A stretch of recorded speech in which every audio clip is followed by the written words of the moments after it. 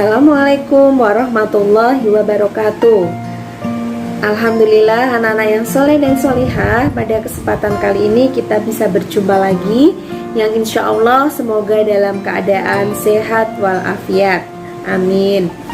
Anak-anak, pada kesempatan kali ini kita akan belajar tema 4 globalisasi, subtema 1 globalisasi di sekitarku, dan subtema 2 globalisasi dan manfaatnya untuk muatan pelajaran PPKN. Sebelum kita mulai kegiatan belajar kita, mari kita awali dengan membaca basmalah bersama-sama. Bismillahirrahmanirrahim. Anak-anak semuanya, globalisasi berasal dari bahasa Inggris yang artinya proses masuknya ke ruang lingkup dunia. Nah, globalisasi itu terjadi karena adanya perkembangan dan kemajuan di bidang ilmu pengetahuan, teknologi, dan komunikasi. Dengan adanya globalisasi ini, kita bisa terhubung dengan penduduk di seluruh dunia dengan sangat mudah. Kita bisa menghubungi saudara kita yang ada di luar negeri dengan cepat. Itu manfaat adanya globalisasi. Nah, anak-anak, yang akan kita bahas dalam muatan pelajaran PPKN kali ini adalah keberagaman kegiatan ekonomi. Nah, silahkan anak-anak simak penjelasan Bu Fitri berikut ini tentang keberagaman kegiatan ekonomi dan bagaimana sikap kita dalam menghadapi keberagaman kegiatan ekonomi di era globalisasi seperti saat ini. Silahkan anak-anak simak penjelasan Bu Fitri berikut ini. Anak-anak, setiap manusia memiliki kebutuhan yang berbeda. Ketika kita akan mengantarkan barang, kita membutuhkan jasa kurir. Setiap hari kita makan nasi, kita butuh jasa dari petani. Dan ketika kita memakai kain batik, kita membutuhkan jasa dari pembatik. Nah, perbedaan kebutuhan tersebut menyebabkan beragamnya kegiatan ekonomi yang ada di masyarakat. Meskipun kegiatan ekonomi yang dilakukan dalam masyarakat itu berbeda, kita harus tetap saling menghormati dan menghargai. Kegiatan ekonomi yang berbeda tidak menjadi penghalang bagi kita untuk tetap menjalin persatuan dan kesatuan.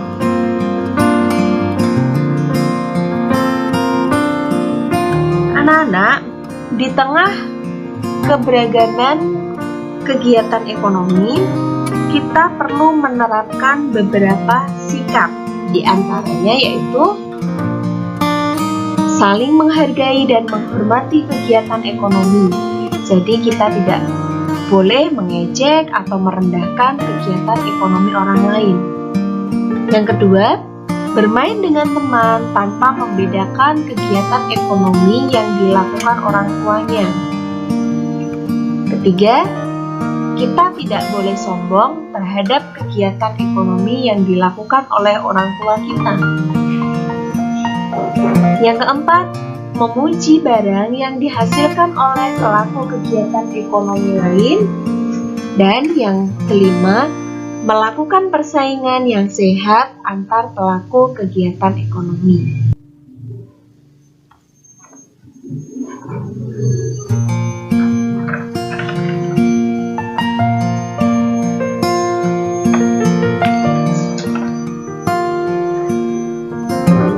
Anak-anak, setiap kegiatan ekonomi pasti akan bermanfaat bagi kesejahteraan sekitar, baik untuk kesejahteraan pemilik dan pekerjanya, ataupun masyarakat yang menggunakan hasil dari kegiatan ekonomi tersebut. Nah, dengan adanya keberagaman kegiatan ekonomi, maka terpenuhinya kebutuhan berbagai barang ekonomi di masyarakat.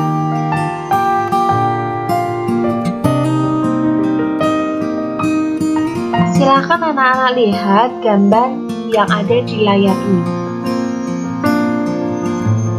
Di lingkungan masyarakat, ada yang bermata pencaharian sebagai petani, ada yang bermata pencaharian sebagai pekebun teh, dan ada juga yang bermata pencaharian atau melakukan kegiatan ekonomi sebagai nelayan.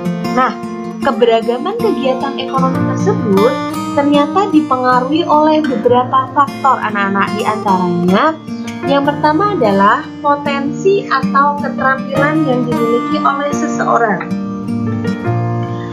Orang yang punya keahlian atau keterampilan dalam bidang bertani, dia akan melakukan kegiatan ekonomi sebagai petani. Kemudian, orang yang punya keterampilan untuk membuat baju, maka dia akan berprofesi atau melakukan kegiatan ekonomi sebagai penjahit dan sebagainya. Kemudian faktor yang kedua adalah pendidikan. Jadi, tingkat pendidikan seseorang itu juga mempengaruhi keberagaman kegiatan ekonomi yang ada di masyarakat. Faktor yang ketiga adalah lingkungan. Misalnya, masyarakat yang tinggal di daerah pesisir pantai, maka akan bermata pencaharian atau melakukan kegiatan ekonomi sebagai nelayan. Masyarakat yang tinggal di dataran rendah akan melakukan kegiatan ekonomi sebagai petani atau sebagai karyawan pabrik. Sedangkan masyarakat yang tinggal di daerah dataran tinggi, mereka bisa bermata pencaharian sebagai petani teh. Itulah faktor yang mempengaruhi keberagaman kegiatan ekonomi.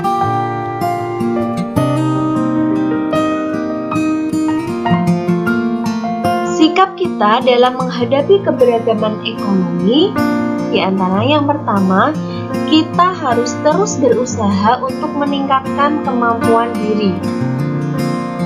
Kemudian bekerja sama untuk meningkatkan kondisi ekonomi.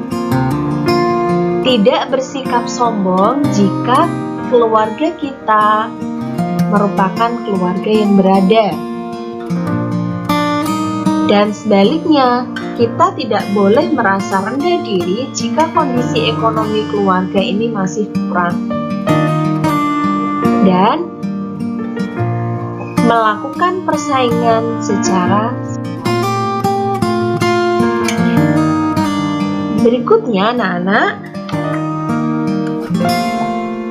di tengah globalisasi seperti saat ini, maka kita perlu mengembangkan potensi yang ada dalam diri kita. Nah, tadi salah satu faktor yang mempengaruhi keberagaman kegiatan ekonomi adalah potensi atau keterampilan yang dimiliki seseorang. Potensi ini harus terus diasah dengan rajin, berlatih, dan tidak mudah putus asa. Ini bisa anak-anak lihat, setiap orang memiliki potensi yang berbeda. Kita harus mengasah dan mengembangkan potensi diri agar mampu bersaing di era globalisasi. Potensi diri juga dapat dikembangkan menjadi keahlian yang bermanfaat bagi diri sendiri dan juga orang lain.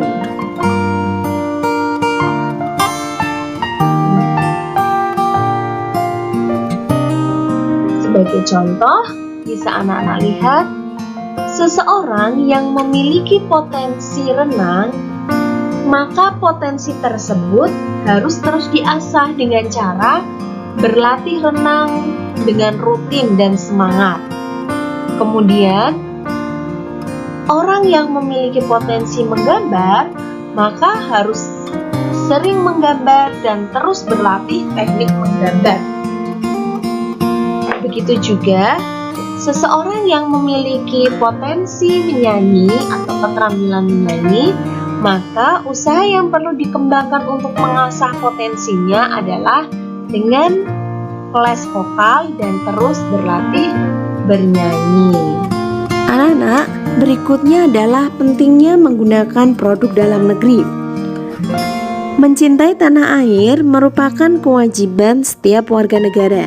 Nah, bukti cinta kita terhadap tanah air dapat kita wujudkan dalam berbagai hal. Salah satunya dengan bangga menggunakan barang buatan dalam negeri. Saat ini anak-anak, sebagian besar produsen dalam negeri sudah mampu menghasilkan barang yang berkualitas yang memiliki daya saing dunia. Beberapa barang buatan negeri juga sudah ada yang dikenal hingga mancanegara. Di antaranya adalah batik dan kain ulos. Adapun anak-anak, manfaat menggunakan produk dalam negeri di antaranya adalah memupuk rasa cinta tanah air, memajukan industri dan produsen dalam negeri. Dengan cara kita menggunakan produk dalam negeri, maka industri dalam negeri dan produsen dalam negeri akan semakin maju. Yang ketiga, meningkatkan kesejahteraan produsen dan pegawainya, mendorong perkembangan pembangunan nasional, ikut melestarikan dan mengenalkan barang buatan negeri kepada masyarakat dunia. Nah, saat ini sebagian besar produsen dalam negeri kita sudah mampu menghasilkan barang berkualitas yang memiliki daya saing dunia. Misalnya batik dan kain ulos. Batik dan kain ulos itu merupakan karya buatan masyarakat Indonesia yang sudah dikenal hingga mancanegara. Manfaat berikutnya adalah membantu mematenkan barang buatan dalam negeri sebagai barang asli Indonesia. Nah, anak-anak, demikian penjelasan Bu Fitri tentang keberagaman ekonomi dan bagaimana cara kita bersikap terhadap keberagaman ekonomi yang ada di era globalisasi seperti saat ini. Semoga apa yang kita pelajari menjadi ilmu yang bermanfaat. Dan sampai berjumpa lagi pada pembelajaran berikutnya. Mari kita akhiri kegiatan kita dengan membaca hamdalah bersama-sama. Alhamdulillahirabbil alamin. Bu Fitri akhiri. Wassalamualaikum warahmatullahi wabarakatuh.